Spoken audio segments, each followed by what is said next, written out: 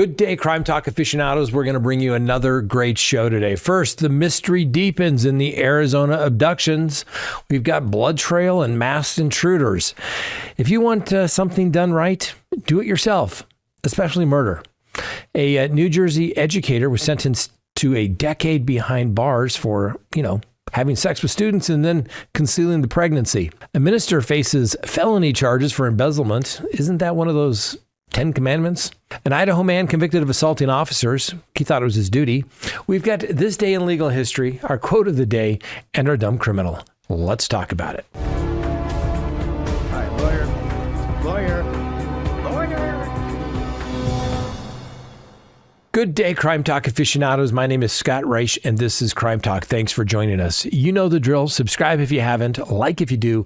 Leave me a comment below, and make sure you hit that little bell so that you get notifications of when we go live or put up new content. And also, you can listen to us on any of your favorite podcasting apps. As I told you the other day, we are almost at 3 million downloads. So, we'd like to get you there on those podcasting apps. Get us to 3 million. It'd be great. Appreciate it. Take a listen, If you can't watch us, you can listen to us. All right. Before we get to today's docket, let me remind you to go to crimetalksearch.com. There you can sign up for a background subscription service. And when you do, you'll be able to do as many searches as you desire of anyone here in the United States. You're going to get a report that's literally prepared for you while you wait. It is then emailed to you, and you can get updates as new information becomes available. You're going to get information regarding telephone numbers, email accounts, social media presence. You're going to find out if they own property. You can find out if they have vehicles, liens, judgments, married, divorced, criminal history, sex offender registration, everything you want to know about somebody. Go to crimetalksearch.com, sign up today, and remember, you can cancel at any time. All right, let's go ahead and open the record for today is Friday. The mystery deepens there in Arizona between blood trails and masked intruders. What the heck is going on? Now, for those who don't know, let me give you a little bit of a backstory, all right? So Nancy Guthrie, the 84-year-old resident there in Tucson, Arizona, and mother to a prominent television anchor, Savannah Guthrie. Otherwise, I doubt she'd be getting this much attention, I'm sure.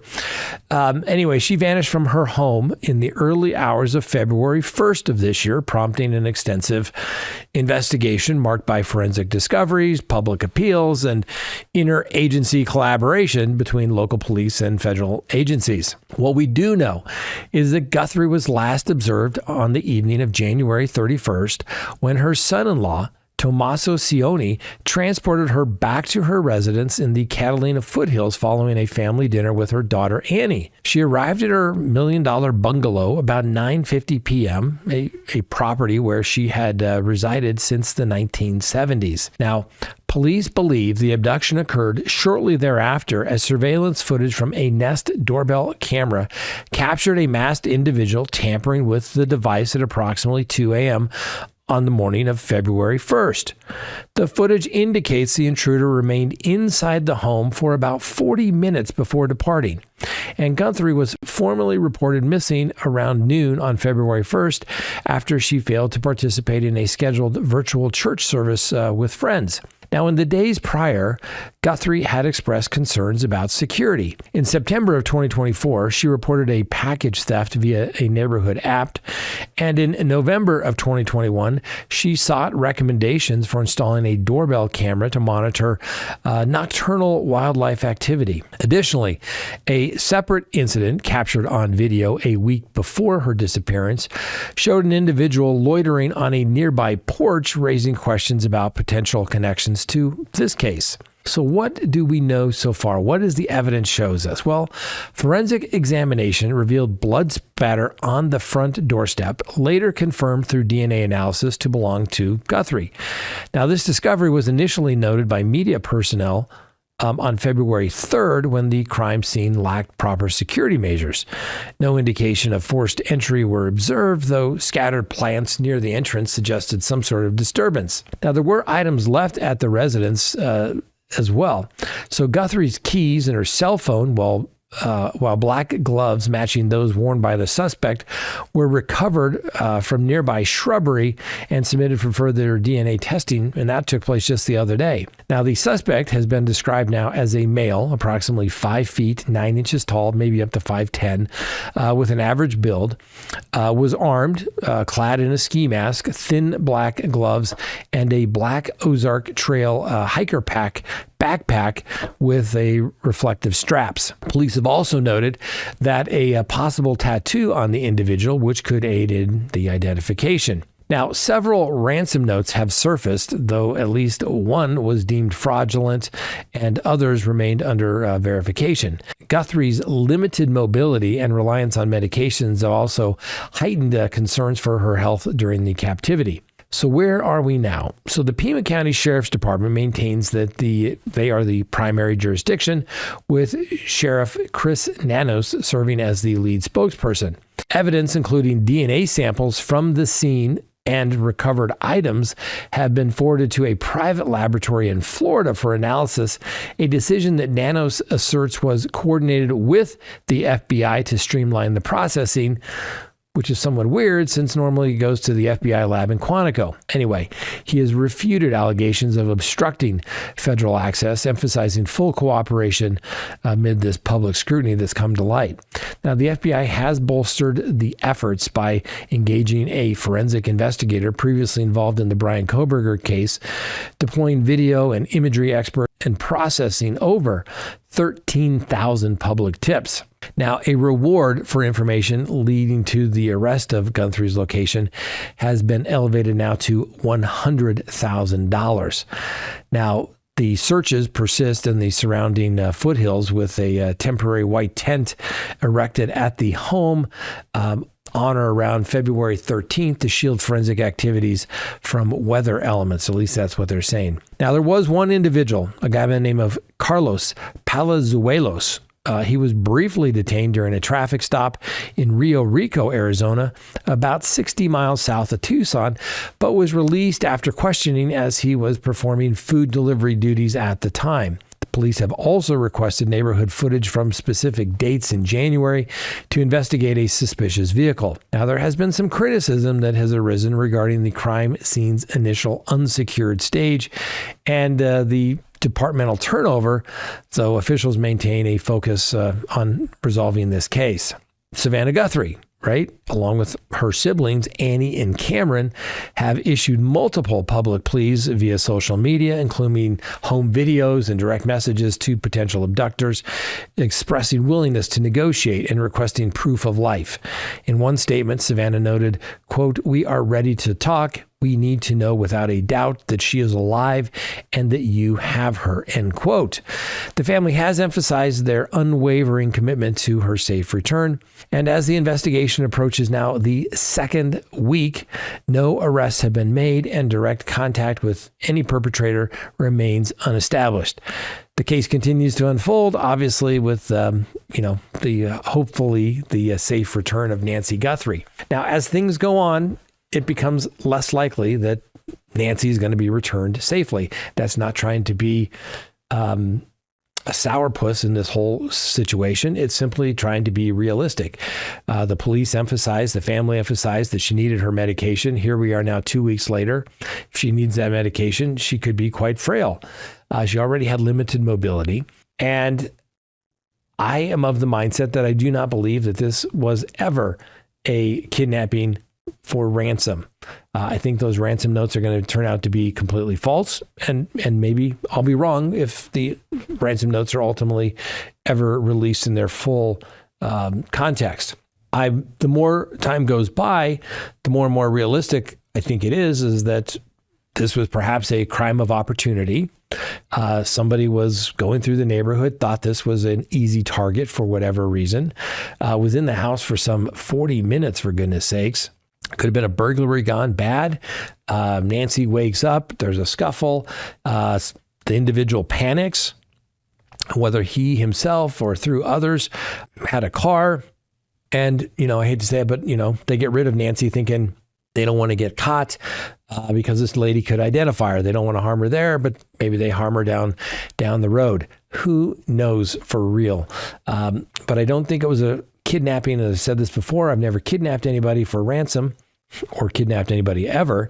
But the reality of it is that where I have represented people that have done the same thing, they went straight to the source.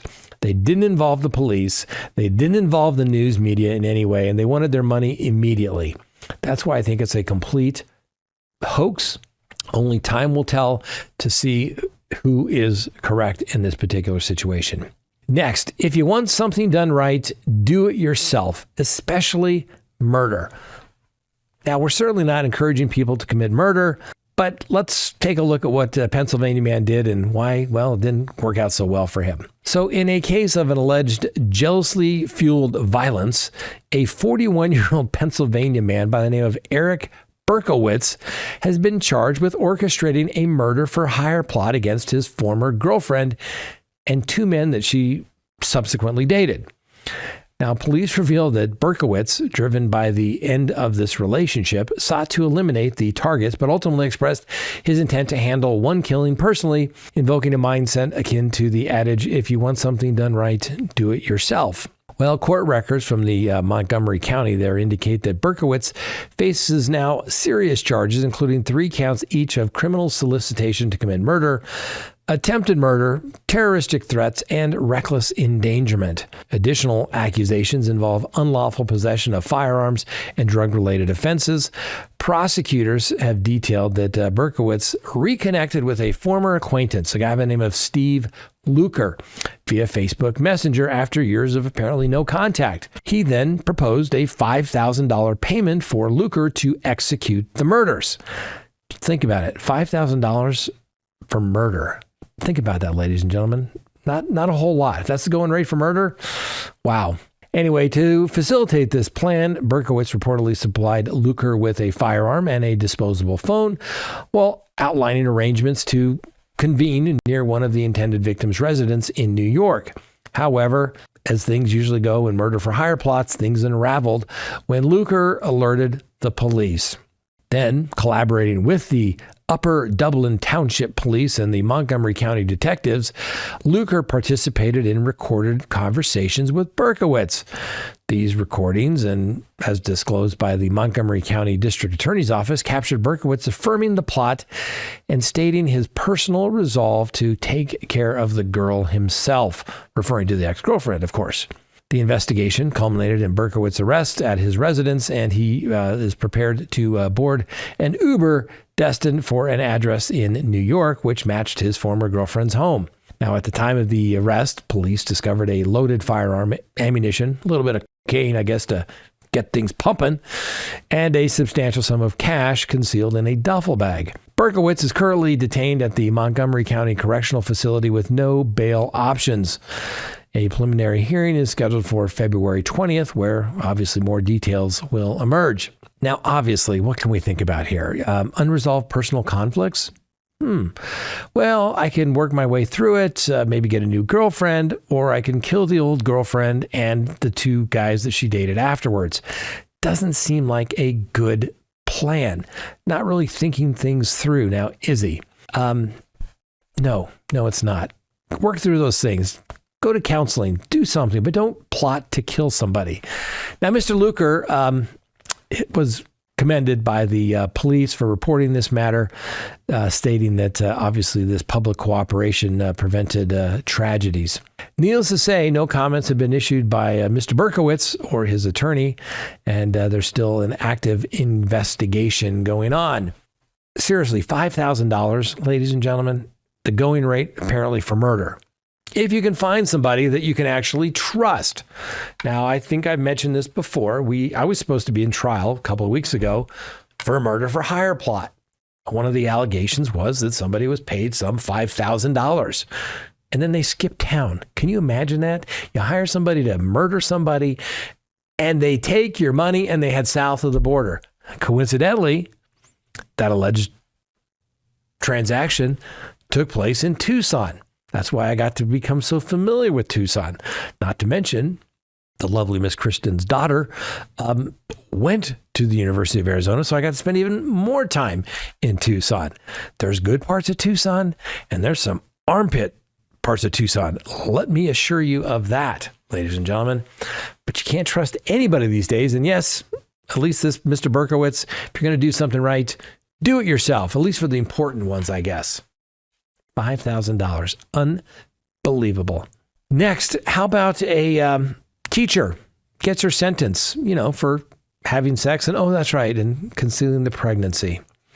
So let's go to New Jersey now. In a Monmouth County courtroom, a former high school English teacher received a 10-year prison sentence for predatory actions against 2 teenage students, including a huge revelation that she became pregnant by one of them and had an abortion. Now, obviously, it's a little bit of a betrayal of trust in the educational system, you would think, right? But please meet Julie Rizzatello. She's 37 years old, married, attractive, but she admitted to guilt back in August to charges of second-degree sexual assault stemming from prolonged inappropriate relationship with minors under her supervision at the Wall Township High School. Well, the Judge Jill O'Malley, presiding over the sentencing, described Rizzatello's behavior as classic predatory grooming, emphasizing the lasting emotional trauma inflicted on the victims. I'm not going to say anything that's going to get me in trouble. I'm sure these young boys are completely devastated. I'm sure. Anyway, the first incident involved a student Rizzatello encountered during his freshman year. Their encounters escalated to multiple sexual acts between 2017 and 2018, occurring in various locations such as, her house, her car, and even the family-owned bagel shop where the teen was employed. Prosecutors detailed an episode where Rizzatello's allegedly urged the unprotected encounter on the student's birthday, leading to her pregnancy. She later informed him of the abortion, a disclosure that compounded his distress, as the judge noted. Anyway, this individual not only groomed the victim throughout his high school experience, but preyed upon a trusted authority figure. Now, the judge stated that when she was handing down the sentencing, and she said the psychological repercussions are devastating, including discomfort surrounding the whole abortion decision. Anyway, the victim impact statement read aloud in court conveyed the debilitating anxiety and panic attacks that disrupted his daily life and education, and ultimately contributing to his withdrawal from college. Investigators further uncovered Rizzatello's involvement with a second student, an 18-year-old whom she met during his junior year. Sexual activities with him took place from April of 2024, again spanning multiple sites, including the bagel shop during business hours. Both students had part-time jobs at the bagel shop operated by Rizzatello's family, a factor that prosecutors argued facilitated her isolation and manipulation of the vulnerable youth. As an educator, she exploited her position to target those entrusted to her care, the judge finally said, and also noting that she created an environment of seclusion to perpetrate these acts. Following her resignation from the Wall Township High School mere days before her 2024 arrest, Rizzatello reportedly reached out to both victims, instructing them to erase any digital traces of their communications. Needless to say, this attempt to obstruct justice further underscored the calculated nature of her conduct. The prosecutor handling the case issued a statement post-sentencing characterizing the offenses as deliberate patterns of exploitation rather than fleeting errors. These were symbolic instances of grooming where the defendant employed isolation, manipulation, and dominance to satisfy her personal desires. The harm extends beyond the physical, eroding the development progress of young individuals she was obligated to guide. Anyway, Rizzatello, who wed back in 2017 and is the mother of 2 young children, saw her legal team's plea for a reduced 5-year sentence rejected, citing her parental responsibilities and absence of prior convictions. Instead, she will serve the 2 10-year terms concurrently, followed by lifetime supervision and mandatory registration as a sex offender. The judge finally concluded by equating Rizzitello's actions to those of habitual predators frequently encountered in the justice system. And she said, "This represents standard predatory conduct, and you stand no different from others in this regard."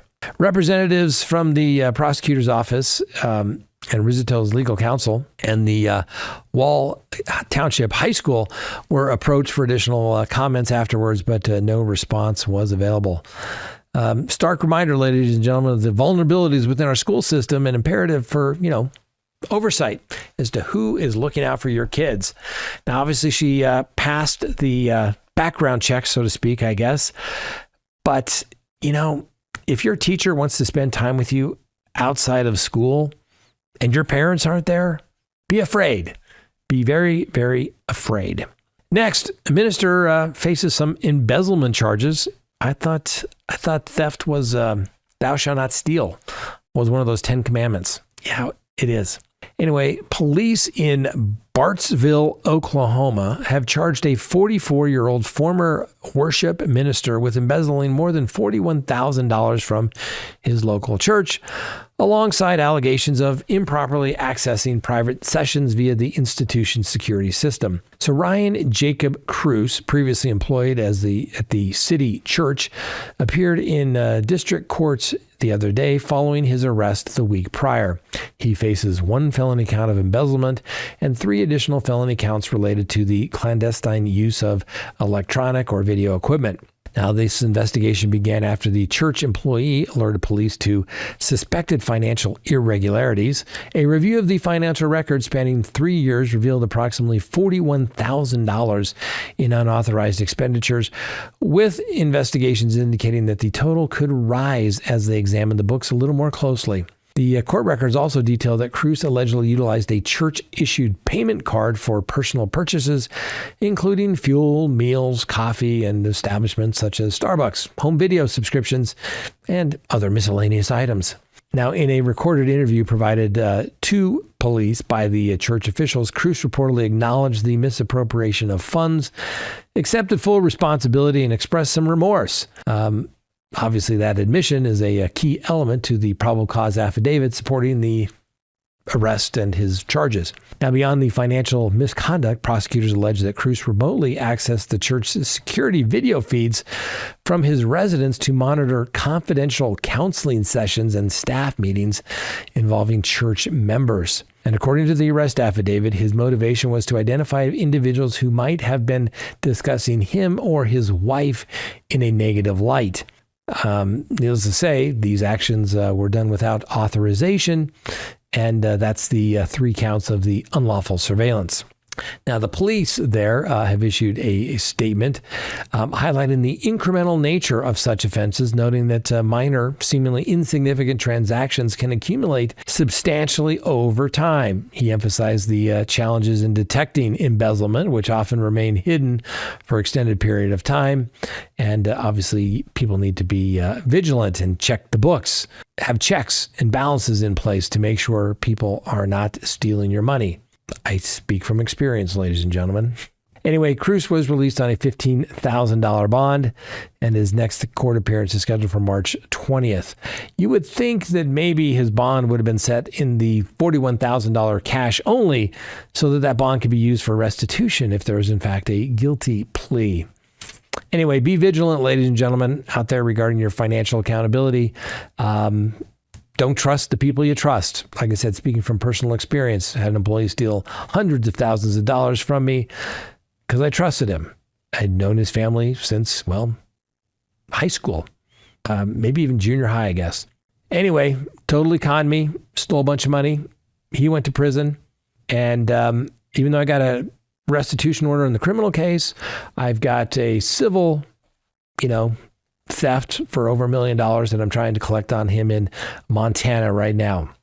Because that $40 a month that he sends in restitution isn't going to cover the amount of money. I mean, he'll be dead before then, so I got to get it now.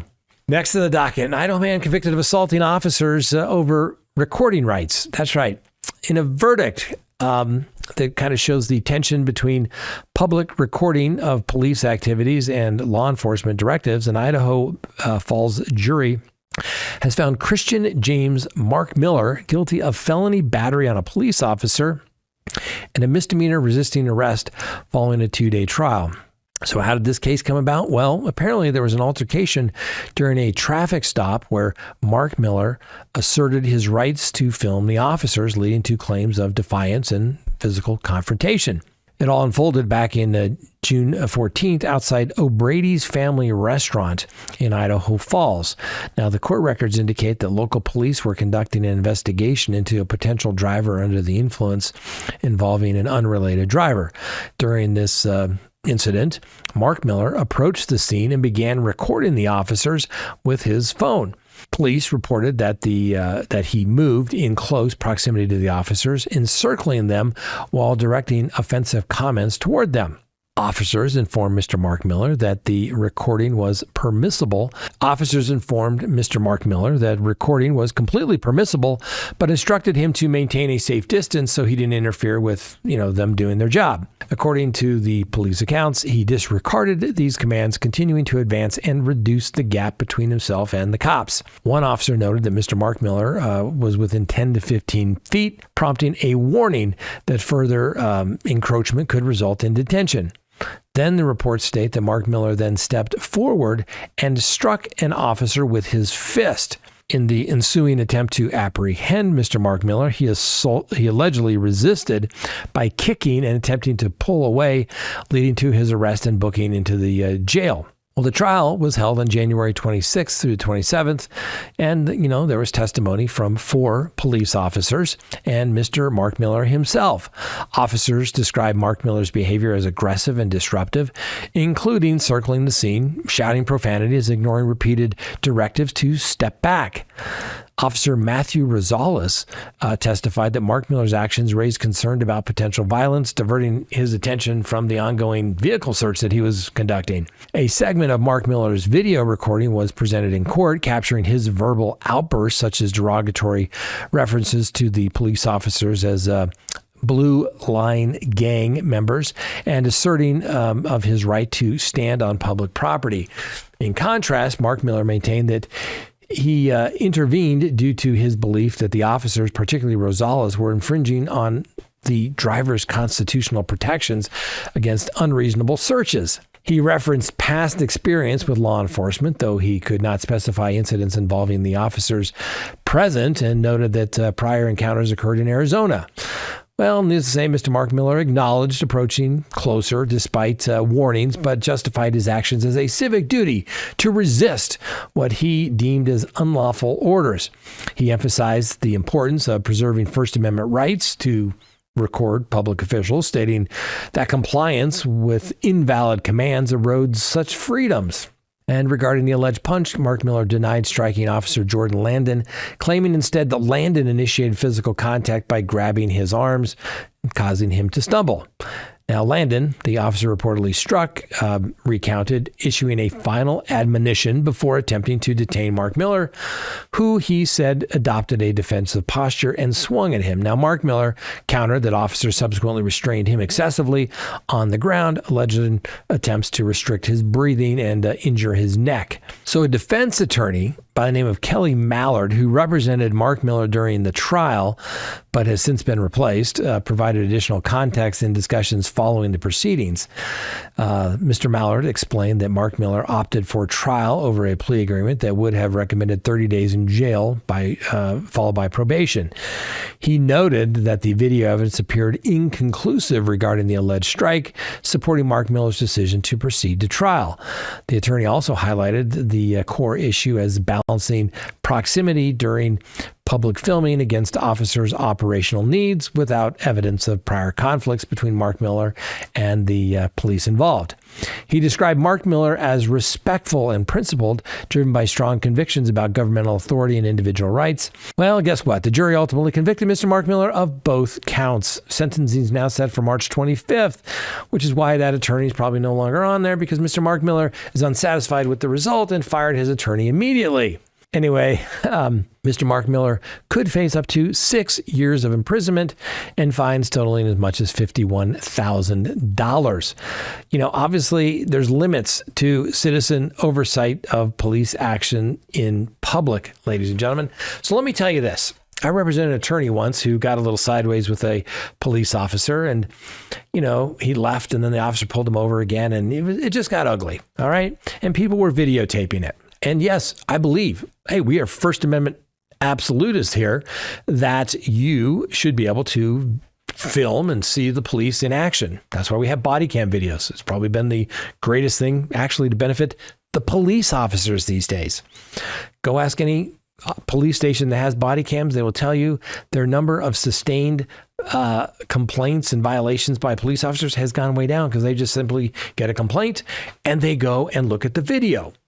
And it usually is not exactly what the complainant is stating. Anyway, you can record police. You can't interfere with them, right? Like all things in life, there's no absolute, you can't do this. And when the police officer says, you can record, just stand back so you don't interfere with our ongoing police investigation, you need to comply, okay? Just like you see all these videos online where people turn a simple traffic stop into basically a felony arrest because they refuse to cooperate. Listen, you're driving your car, you got to give your license and registration. Police tell you to step back, comply. Your remedy is not to have an altercation and say that you can do this because you're going to lose out there on the street. Step back. If you think your rights have been violated, then you go sue them in a 1983 action. Follow the orders. It's going to be on body cam, and then you take any action. But don't ever resort to violence, ladies and gentlemen. Do not resort to violence. Nothing good is ever going to come to that. And you're going to lose that confrontation with the police. And here, Mr. Mark Miller, who could have got probation and maybe 30 days in jail, is now looking to go to prison for up to 6 years. And that's the way it used to be here in the state that I practice in. You assaulted a peace officer, that was mandatory 5 to 16 years in prison. Now they changed it. You can get probation for it. I don't know what the answer is, but comply, right? If I think the judge's order is wrong, I don't get to go and assault the judge. I don't get to berate the judge. I get to appeal to a higher court. That's the way the process works. Next on the docket, this day in legal history, February 13th. Passage of the Judiciary Act of 1801. Now, the United States Congress enacted the Circuit Court Act, commonly known as the Judiciary Act of 1801. The legislation restructured the federal court system by creating new circuit courts and appointing additional judges, often referred to as the midnight judges because the outgoing Federalists, that's like, that was the name of the party at the time, acted hastily to fill positions on their way out. Obviously, a pivotal role in the setup of the courts, which ultimately led to the Supreme Court case of Marbury v. Madison, which established the principles of judicial review. Then on this day, February 13th, 1861, a joint session of Congress officially tallied the electoral votes from the 1860 presidential election, declaring Abraham Lincoln the 16th president of the United States. This constitutional procedure, mandated by the 12th Amendment, formalizing Lincoln's victory amid escalating sectional tensions that would soon lead to the Civil War. Obviously, the event underscores the fragility of the democratic process during a period of national division. And on this date in 1935, a jury in Flemington, New Jersey, convicted Bruno Hauptmann of the kidnapping and murder of Charles Lindbergh Jr., the infant son of aviator Charles Lindbergh. Obviously, that high-profile case, dubbed the crime of the century, highlighted issues in criminal procedure, evidence handling, and media influence on trials. Now, Hauptmann maintained his innocence until his execution in 1936, and that verdict helped to influence subsequent federal legislation on kidnapping.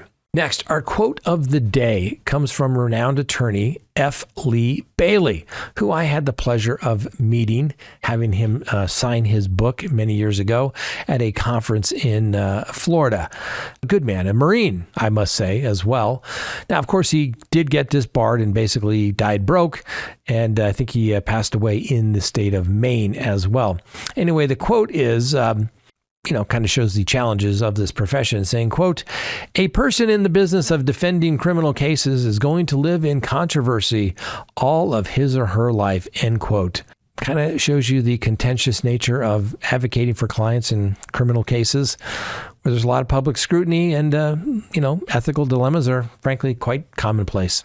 Next on the docket, our dumb criminal of the day.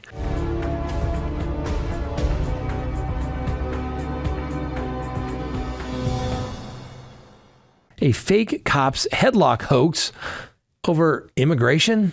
Yeah. So in a bizarre episode that blends some fast food assault with false authority, a 40-year-old man in San Diego, California found himself in genuine custody after allegedly masquerading as law enforcement officers and accosting a McDonald's manager with unfounded immigration accusations. Now, this whole thing unfolded at a McDonald's outlet in the University City, where Joshua Walter Cobb reportedly entered the McDonald's and targeted a Hispanic male manager.